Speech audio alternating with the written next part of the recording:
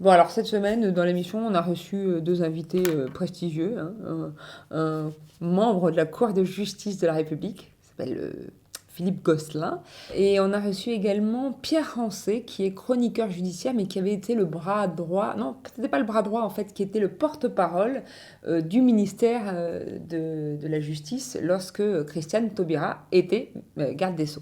On a reçu aussi le maire, le maire le ministre, qui s'appelle le maire, qui s'appelle Bruno Le Maire.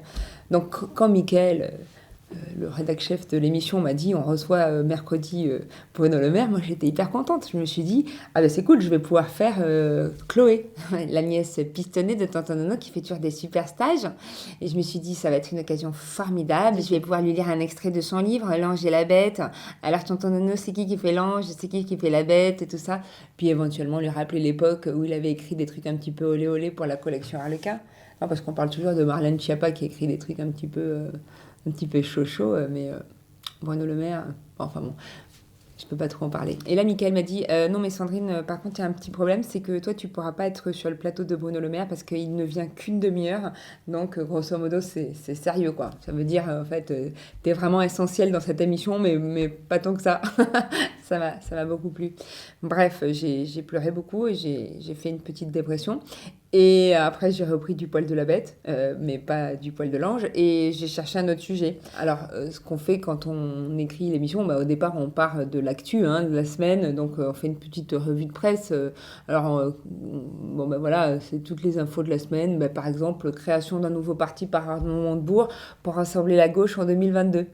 Alors, le truc cool, c'est que les mesures sanitaires seront respectées, on pense, parce qu'il ne devrait pas y avoir plus de 6 militants par meeting. Qu'est-ce qu'il y avait d'autre comme info? Ah bah oui, la ministre de la Culture, Roselyne Bachelot. Oh, mes pauvres artistes! Bon, bah, elle s'est dit favorable à la présence de tests à l'entrée des théâtres pour ne faire entrer dans les salles que les spectateurs testés négatifs. Alors attention, parce que seuls les artistes vaccinés auront le droit à un rappel. Vacciné, rappel, vous l'avez, Anaïs? Qu'est-ce qu'il y avait d'autre comme info ici? Anne Hidalgo. Anne Hidalgo qui lance une plateforme d'idées pour la présidentielle de 2022, bien sûr. Ah bah oui, quitter la mairie de Paris pour l'Élysée, quand on connaît l'état du trafic à Paris, hein, si elle veut y être en 2022, bah, elle a intérêt de s'y prendre tôt. Elle a raison de partir maintenant. Il paraît d'ailleurs que Emmanuel Macron se méfie beaucoup de la candidature d'Anne Hidalgo. Bon, en même temps, il se méfie comme 10 millions d'autres Parisiens, hein. Et c'est vrai qu'une candidate qui n'est ni de droite ni de gauche et qui prône la marche, ça lui rappelle peut-être quelques souvenirs. Il y avait quoi d'autre? Il y avait le Brexit. Ah bah oui, depuis le 1er janvier, il paraît qu'envoyer un colis en Angleterre est devenu un vrai casse-tête. En revanche, dans l'autre sens, ça fonctionne très bien, hein. Le variant, on l'a reçu très très rapidement. Autre info, oui, les bailleurs sociaux partent en guerre contre les incendies dans les immeubles. Donc ils ont demandé au gouvernement de maintenir le couvre-feu.